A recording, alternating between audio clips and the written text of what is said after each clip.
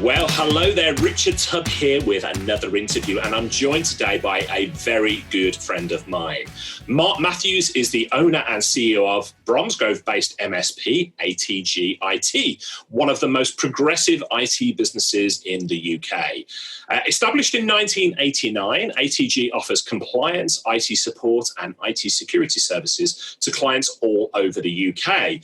Mark himself is also an executive director of the Network Group, the UK's premier IT group for resellers and retailers.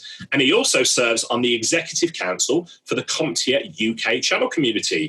He's a very busy man, as you would gather, so I'm grateful for his time today. Mark, welcome to Tubb Talk. Welcome, Richard. Good to be on the talk. Well, we've been friends for a long time, and I've been talking about having you on the podcast for ages, so now we finally get to it.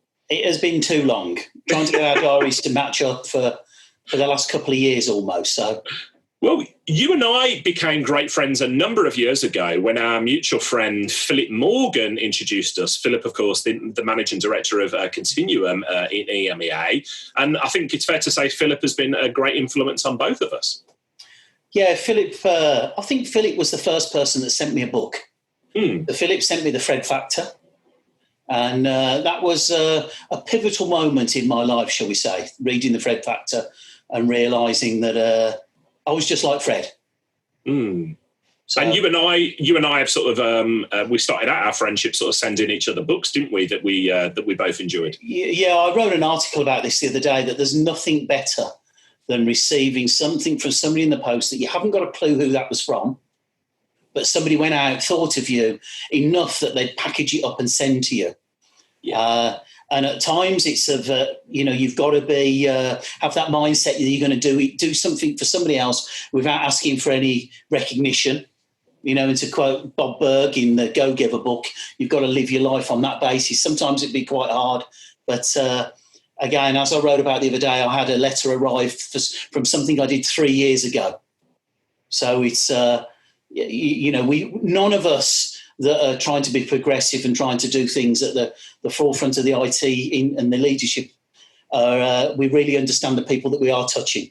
Yeah, absolutely. Yeah, I totally get that. And you and I have talked about that before. So I'm really grateful for Philip for introducing us. He's a great bloke and he's a good connector of people as well. I want to talk more about Continuum and how that relationship has helped your business. But before we do, tell us a bit more about ATG and the journey. So you founded the business in 1989. Talk us through how things have progressed since then. So we founded the business in 1989. We started off as an Apple dealer. That's what the ATG stood for at the time, which was Apple Tree Graphics. That was the wonderful name I came up with in my bedroom one probably dark and dingy day in 1989 because I was an Apple dealer. I worked for the second largest Apple dealer, got made redundant, set ATG up. Then, dealt with Apple Direct over the years, then found PCs were the future. Sorry, Mac fans, but I am on a Mac at the moment and I use an Apple Watch and I also use an Apple phone, but PC is the future. We then grew. We grew big enough that we had an office in Warsaw in Poland, that we looked after a European property developer worldwide, and we grew there. It's been a good journey. In January the 9th, we're 31 years old. 31 years old, goodness me. I wish I was 31. And you've recently celebrated your 50th birthday, haven't you? 52nd, unfortunately. 52nd birthday, wow. Yeah, I know. Well, you don't look a day over 50, mate. Thank you very much. I'm very pleased for that. And I now have 2 grandchildren. Recently, 2 grandchildren, so they'll attempt to keep me young. Indeed, they will. So I want to dig into something, we talked about your involvement in the Network Group. You're on the executive director there. You're also on the executive council of CompTIA UK channel community. You've been in business 32 years with ATG. I think it's clear, but perhaps elaborate a bit on what your philosophy is towards collaboration with other IT businesses. And before you answer that, actually, go on. For the benefit of people who don't know about your and I relationship, we've been friends for a few years, but actually I used to run a managed service provider based in the Birmingham region, not too far down the road from you. So we were essentially, without knowing it, competitors back in the day, weren't we? But friendly competitors, I should say. But collaboration with other IT businesses, what does that mean to you? So I'm happy enough, my life, I run on a thing on the book The Go-Giver by Bob Berg. I know you've interviewed Bob yourself. Yeah. So I'm all for collaboration. I've been having an email conversation with a guy in Australia that met me at Continuum 3 years ago, asking me questions. We've had Continuum events in my office where we've had Continuum staff here and we've trained network group members up on how to get the best out of Continuum. I think the problem that I probably felt before I, started to read books and to get better at leadership was that I thought I had the secret sauce and nobody else knew about it. And actually, if I told you, then I'd lose some of my secret sauce. That's just not how it works.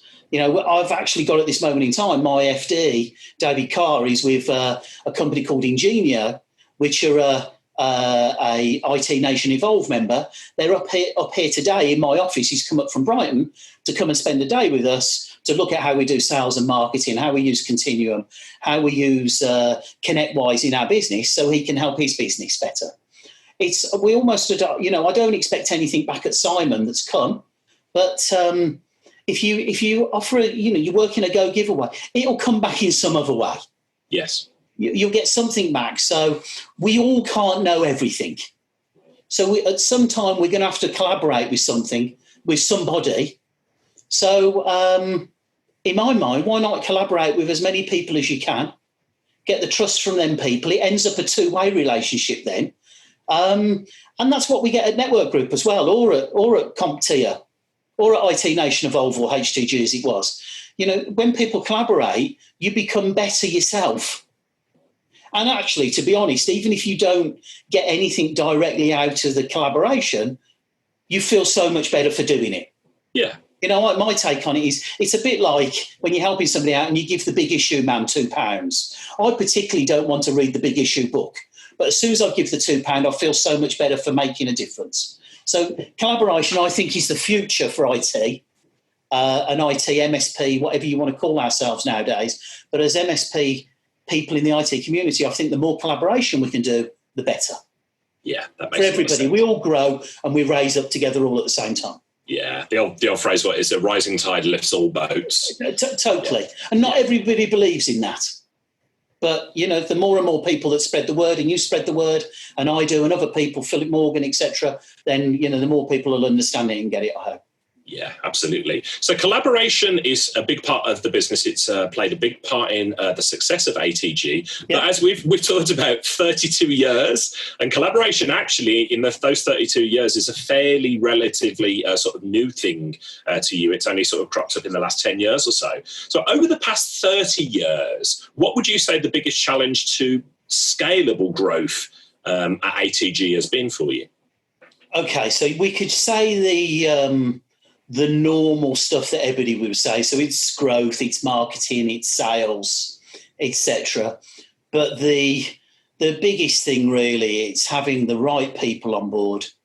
But the biggest change in us as a business is me. Really? Yeah, it's realising that actually you can't do everything. You can't know everything. You've got to be humble enough to step out of the way and let other people to do the job better than what you can do yourself. So you've got to take your ego away from things, I believe, because there's a lot better people, a lot more qualified than I am to do the work we do. And years ago, it was all down to me. The customer would always phone me on a Sunday night because the email had gone down, because they thought they'd get a better response from me with the tech team. Well, actually, if you get the tech team to be as good as they can and the customer understands that, then there's no reason for them to be bothering the owner of the business. And to be honest, if you've got to have me fix your computer, then you've got big problems. So you've sort of really embraced this idea of surrounding yourself with good people. And, we've already mentioned Philip Morgan at Continuum. Continuum is now a big part of ATG's business, isn't it, as one of the business partners that you outsource to. I know you're a massive believer in outsourcing. You've partnered with Continuum on their sort of master MSP model. What does that relationship with Continuum look like for ATG? Well, I'm lucky enough that I'm on the Partner Advisory Council, for the European Partner Advisory Council. I've been asked a number of times to speak to them or speak for them. So I've spoken in Boston, I've spoken the UK a number of times, and I've spoken in Las Vegas. So we have a relationship there, with Oscar and the rest of the team that's there, the past members and the new team, and Philip, obviously I've known Philip for quite a few years now. So look, relationships are very, we need relationships in business. And I deal with Continuum because of the relationships and what they provide me as a business. So, I love Continuum. So they work really well for my business. So I've been using them 4 years now. So. And what do Continuum do for ATG? Do they look after your knock? What sort of work do they do with you? So we've just got our first help desk customer that we're just putting on. We obviously use their RMM tool, so their knock and their SOC. So they offer us, we've got compliance services off them, and we use their knock services. Knock is what we started with, really, because we can only be as good as the team that we got. Our customers are all wanting more, better, faster, quicker, longer hours, etc. So we subscribe to their knock. So in effect, we've got, 700-800 knock technicians there for us that know, I would say, a lot more than what we do. Yeah. They're seeing a lot of the tickets, the problems that happen, and they handle those for us. And how big is your physical team there in Bromsgrove? How many employees do you have? So we're now 17. In Feb 1st, I've just employed what will be my integrator, so /MD, which he's coming in on the 3rd of February. So we'll be 18 people. I'm quite comfortable at 18. I think so, but 18 is deceptive, really, because you're actually punching a much sort of a bigger scale with just 18 staff, and I think part of that is because of these relationships with Continuum and other people that you talk about. Yes, well, the new guy that we're employing, the first thing I said, well, look, we're only 18 people, or 17, 18 with you, and he went, yeah, but you're not, are you? You're 818 people. Yeah. And I think that's what you need to understand, that Continuum are there to help you and to actually take off you that mundane, boring work that actually you probably wasn't really doing anyway. Yeah. What sort of things, mundane, boring? You're talking about like backup and stuff like that? Or? Well, I mean, we use them for backup. You asked me what we use them for, but we've got some, we use a couple of people for backup. Continuum is just one of them. We use their backup side as well as their knock and the SOC and the compliance stuff. I think we use every bit of Continuum, but just the normal stuff that actually is quite brainless, all the proactive stuff that you have to do now. So before, people were called MSPs, and I know people call themselves MSPs now as a matter of course as soon as you're in IT, but a lot of people were break fix, and they used to have to wait for the customer to phone them. The customer told them what the problem is, and then they go and fix it. Of course, now the world's changed. I remember us having 6 vans outside, and all our engineers used to dart off around the country in their van to go and rush and fix the problem. Of course, nowadays we don't need to fix the problem that way, because our RMM tool, we can dial in and fix that issue instantly if the knock haven't fixed that already. So all the proactive stuff, whether that be patching, security compliance stuff, all that stuff's done automatically. And I asked my service desk manager earlier on, Chris Savigat, what sort of percentage Continuum were doing of our tickets. And they do 50% of our tickets now. So all of the proactive work, so whether that's on a desktop or it's on a server, or it's backup checks on the backups that they have, they're doing that work when we're not here. So, my engineers can only work 8 hours a day. I know as an owner I'd like them to work 16, but, modern workforce and all that, we can only work 8 hours a day. Okay, we've got a few shift places we do, but they do all of that work out of hours. So no longer do we have, we don't come into a Monday morning again with a server off, because the knock will have noticed it going down or a service not starting on a Saturday, fix the problem. And really the first thing we know about it is we've got a ticket raised on our ConnectWise saying that they fixed the problem. Yes. Which otherwise in the olden days, we'd have had to then jump engineers at that time. By that time, the customer's highly agitated, should we say, because their email's not flowing. And we don't have that anymore. Yeah. Well, I remember well running my own MSP, coming in on a Monday morning and preparing for the onslaught, preparing for all of the stuff that's happened over the weekend.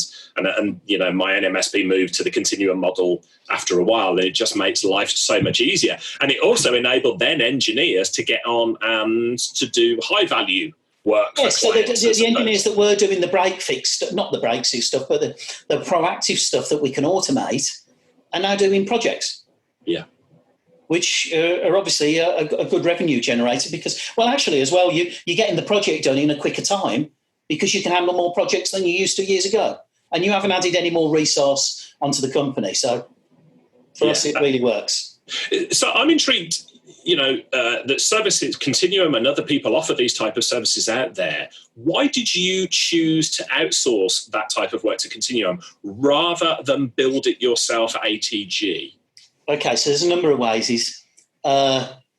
Training's not cheap. It can take a long time. Plus, you know, you want to have people that specialise in certain areas. You don't want to be a master of nothing. So you need specialisations. Well, Continuum have got that. You know, they've got areas of their company that you can go to. So skill set is a big thing. They have a far greater, wider breadth of knowledge and skill set than we can have. Plus the cost. The sheer cost to build your own NOC would be silly. You know, I've seen lots of MSPs loosely called that they say they've got a data centre and it's actually under their stairs in their building. It's not a real data centre, but that's what they call it. And it's the same when someone builds a NOC or a SOC. You know, just because, you know, Terry, who you employ, has done some security training doesn't mean to say you've now got a SOC.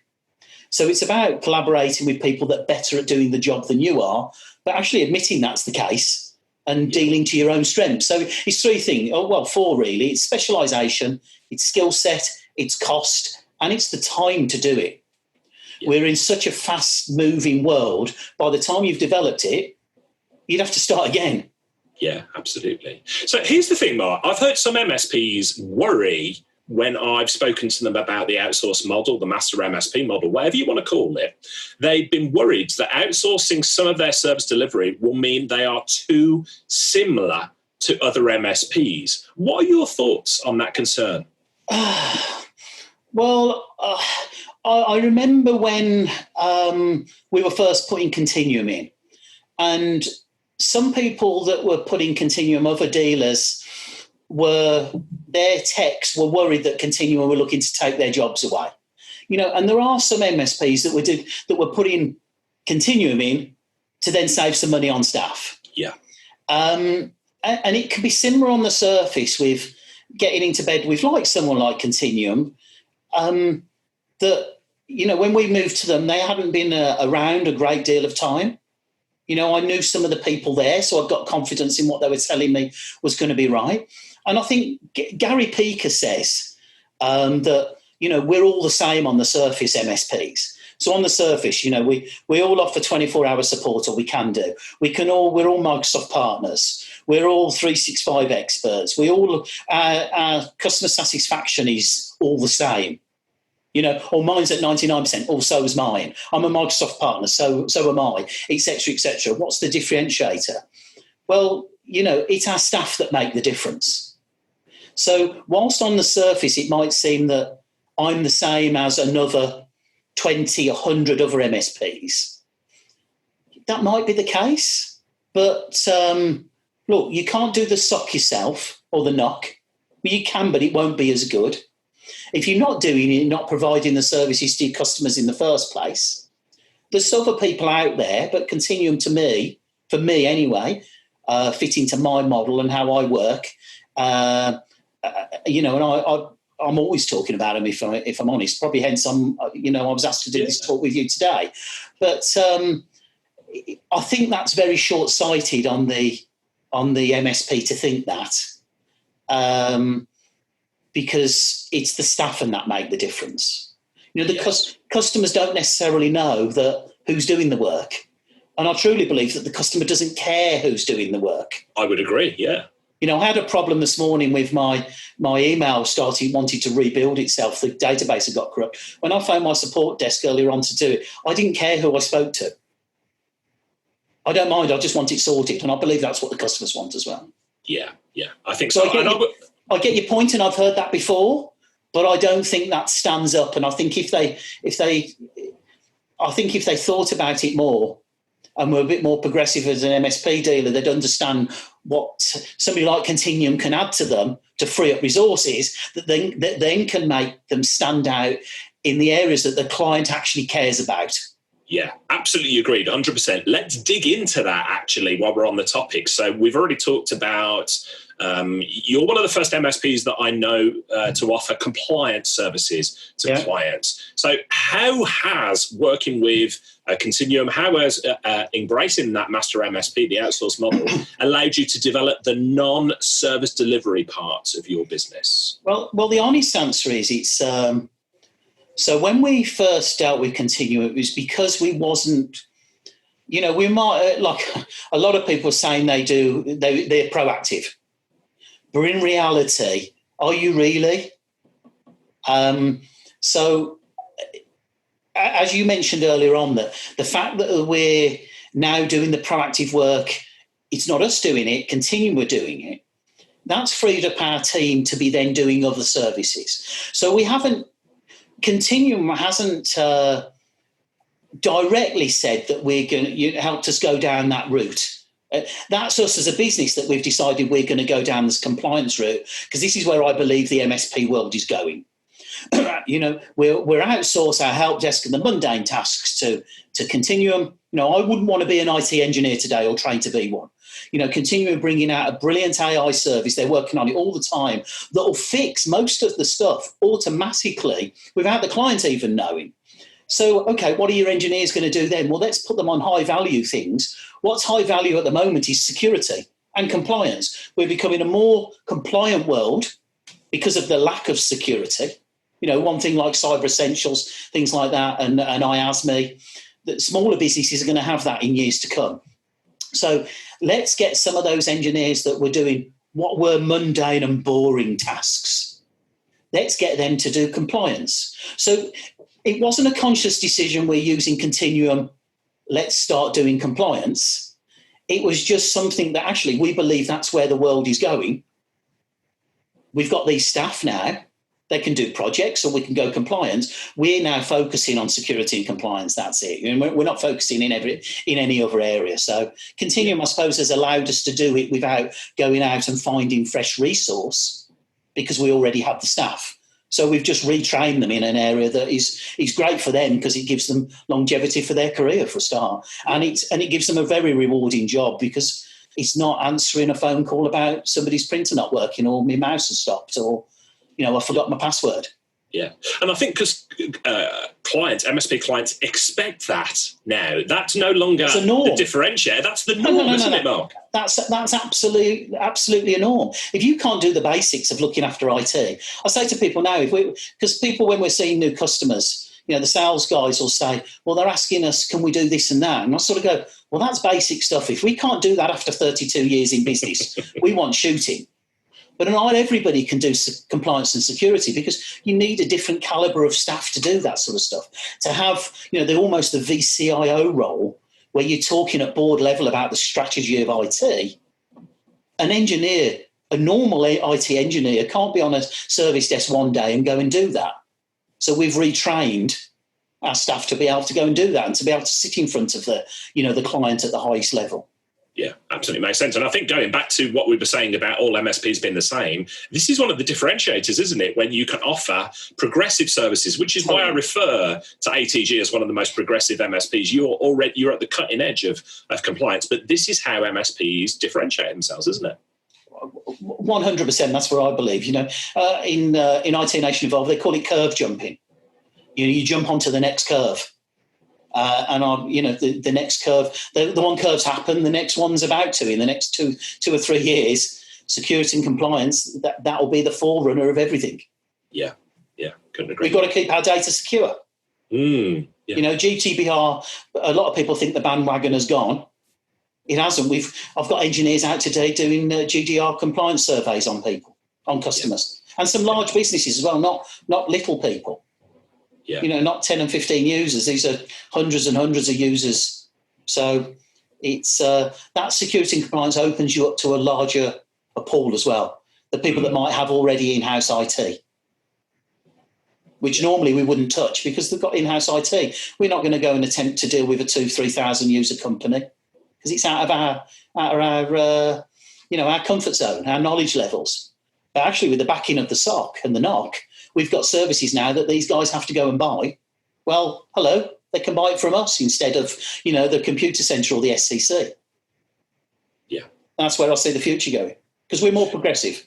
Absolutely, could not agree more. One of the things I want to do whenever I record these interviews with people like yourself, Mark, is I like to put myself in the shoes of the listener. So the people who are listening to this will be your peers, the owners of fellow MSPs, IT professionals. They're going to be listening to this, and I can almost hear them saying, this all sounds brilliant, the Continuum, the master MSP model, but...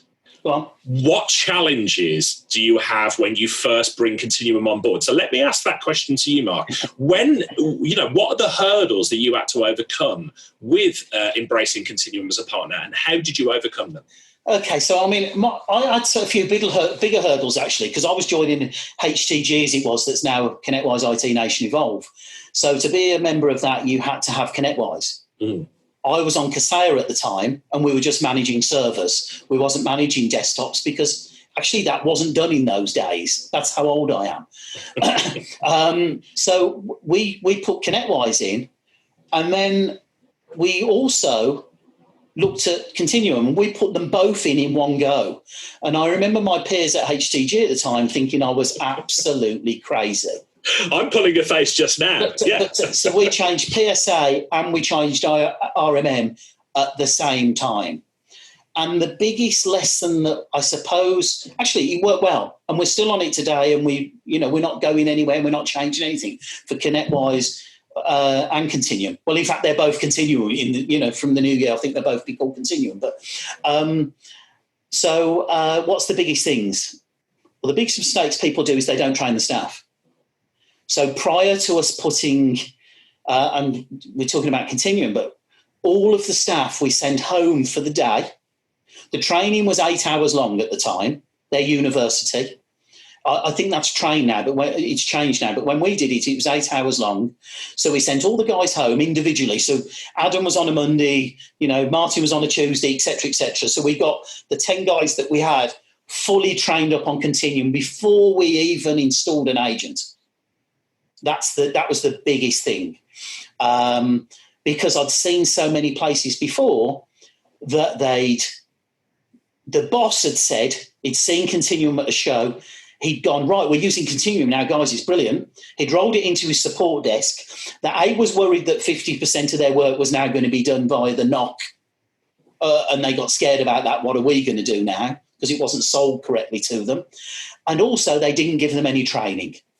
So there was problems then happened. There was, the data wasn't all filled out. It was in some Excel spreadsheet somewhere. It wasn't in ConnectWise or in IT Glue or whatever system that you're using. So it was about training, it was about communication, and it was about documentation. Before you go and do any of those, go and put it in, make sure those three are nailed first, and you won't have a problem.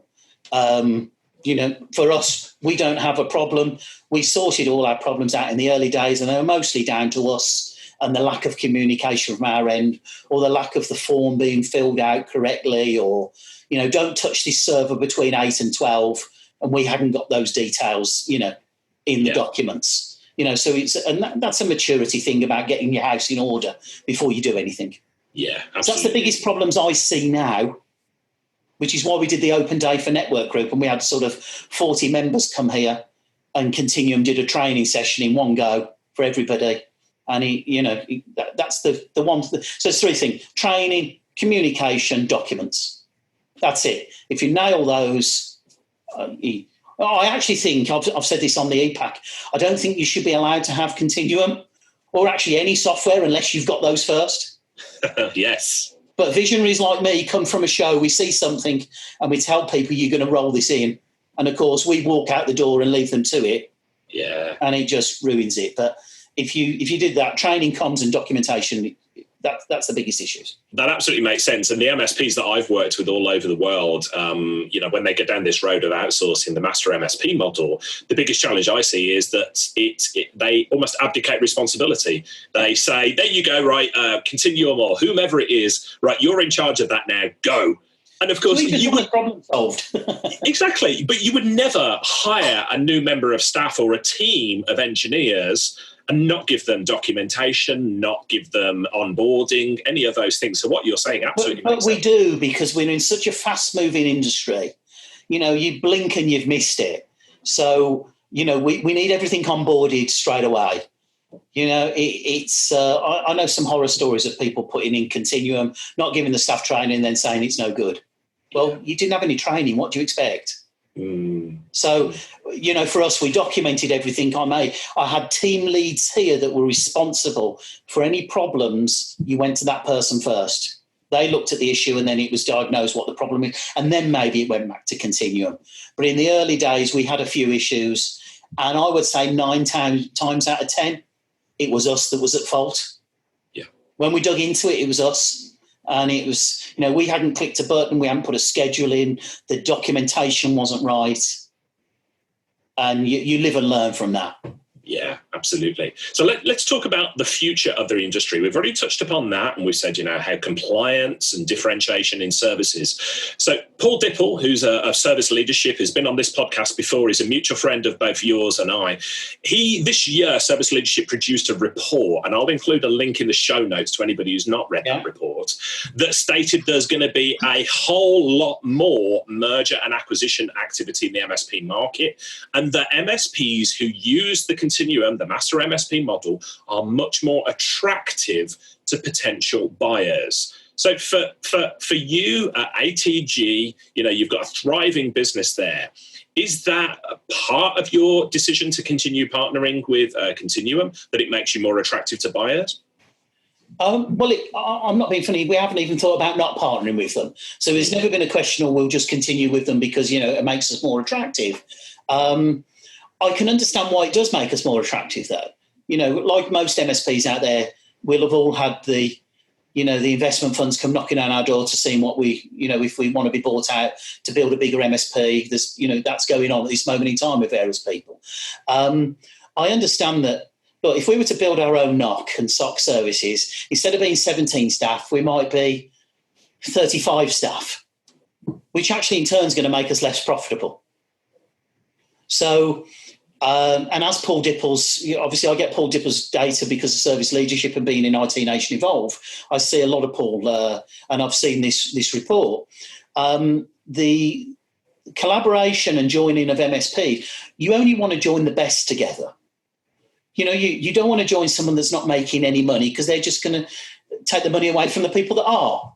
So I understand that if you're running on the right level of staff, not excessive levels of staff, and you're providing a service that shows that you're a bigger company than you are, you're hitting well above your weight in the size of business that you're dealing with. It does come in a bottom line because that's what Paul's report says. That the ones that use Continuum make more money. If they do it properly, they make more money. Well, of course, investment funds will go and buy people that are making more money and put all of those together, because why wouldn't they? It'd be silly to go and buy people that are not making as much money and have got their own SOC and more people. So I totally understand that's why it's there. And actually, that's what we're going to be building on more and more in the future. We've just sold our first help desk to a multinational company that's got offices in the States, the UK and Europe. So we're offering 24/7 via Continuum. Now, I could have never won those as a support customer because I don't follow the sun. My support desk doesn't follow the sun. So, when they're in Boston or something, they're phoning up at 3:00 in the afternoon or 9 in the morning, we're not awake yet. So I wouldn't have been able to win that customer, which makes the fact that I can win that customer obviously more attractive to people that want to buy us or amalgamate lots of us together or whatever that might be. Yeah, I totally get it. I totally understand why that would be the case. Yeah, absolutely. And it's interesting that this episode our interview has come as a direct result of listener feedback. So people have heard me talk about Continuum and the outsource model and want to know more about it, want to know from somebody who's actually been there and done it as you have. And for all the reasons that I think will be apparent to listeners now, you're one of the most open and honest people that I know. You share so freely of your sort of time and experience to let other people know about these things. So thank you so much for all the information you've given us already. I know time is short for us today. We've got to fly off so you can get on with running that brilliant business of yours. But as well as owning ATG, it's probably fair to say you're developing a reputation as a really good speaker in the MSP space and beyond. So for anybody who hasn't heard you speak, tell us more about crisp packets.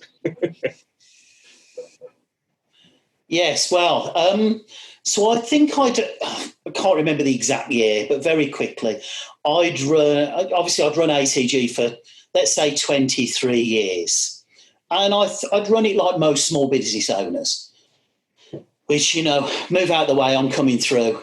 I can do it better than you. People used to phone me to get support on a Sunday afternoon, even though I couldn't support them, but they knew I'd end up phoning all of the people that are on my support desk saying, please help this customer out, he needs urgent now, blah, blah, blah, blah. Yeah, and, I can't, even though we were making a fair amount of money, I still necessarily wasn't happy after a number of years. And this is quite well documented. As you said, I'm honest. I am honest to my own, maybe too much at times, but actually that's how I'm quite happy to put it out there and take whatever comes back in return. I'm cool with that. So this is my way of working now. So, now I'm a reader and now I'm a go-giver out there. I'm quite happy to live this life. So one day I come into work and there was a crisp packet screwed up outside my front door at work. And bearing in mind, we're making money, CSAT's good, people seem generally happy at work. And I walked past and I thought, oh, don't worry, I'll wait to see how long somebody takes to pick that up. Cut a long story short, it was 6 weeks. Ugh.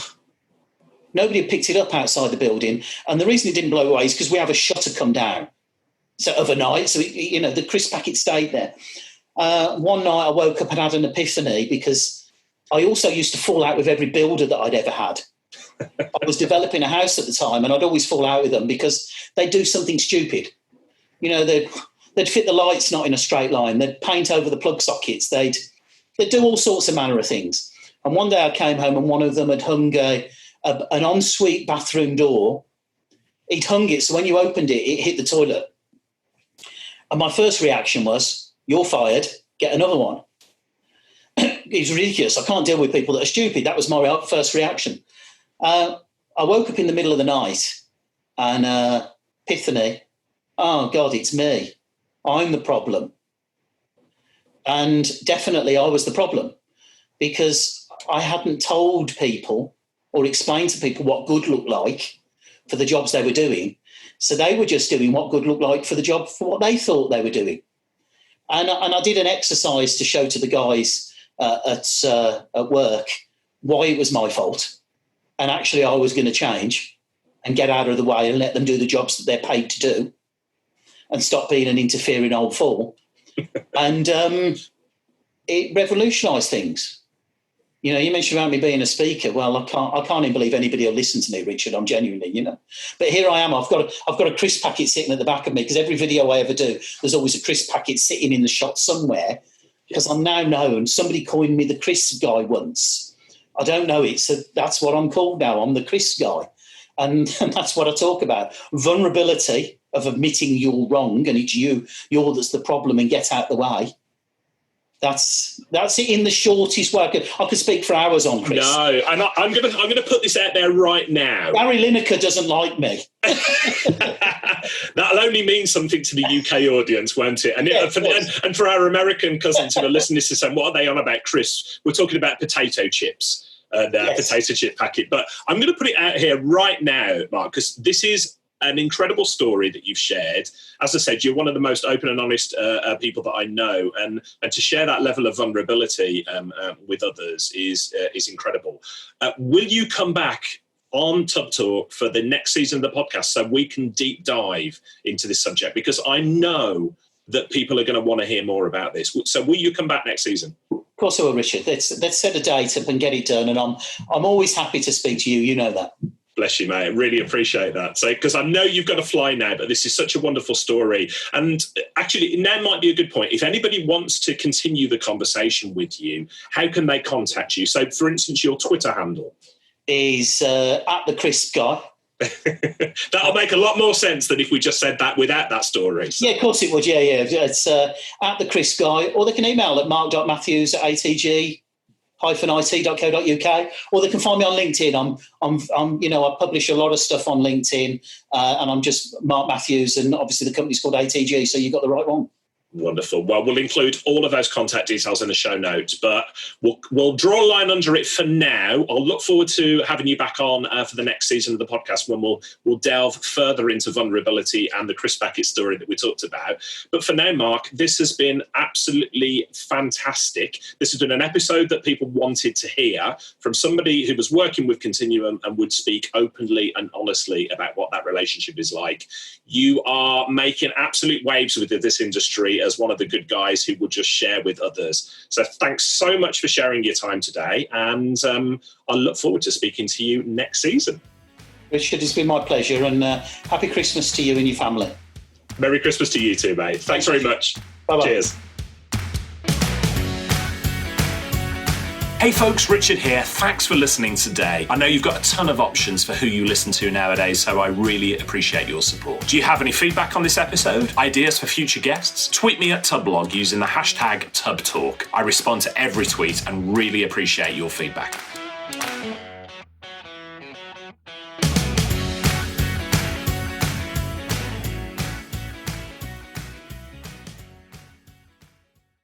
Hey team, this is Richard again. Just one more thing before you take off, and that is MSP Insights. Now, every Tuesday, I share my thoughts on the business of IT with you, the managed service community. Thousands of managed service providers already subscribe to MSP Insights. It's easy to sign up, easy to cancel. MSP Insights is basically a short email from me every Tuesday without fail with advice on growing your IT business, plus cool resources I've found, discovered, or started exploring that week. It's kind of like my diary of cool things and often includes articles or books I've read, tools I've discovered, and events I think you'd be interested in, often sent to me by my friends and Tub Talk podcast guests. So if that sounds fun, a short tiny bite of MSP goodness every Tuesday, and you'd like to try it out, just go to go.tub.co/Tuesday. That's go.tub.co/Tuesday. Drop in your email and you'll get the very next one. Thanks for listening.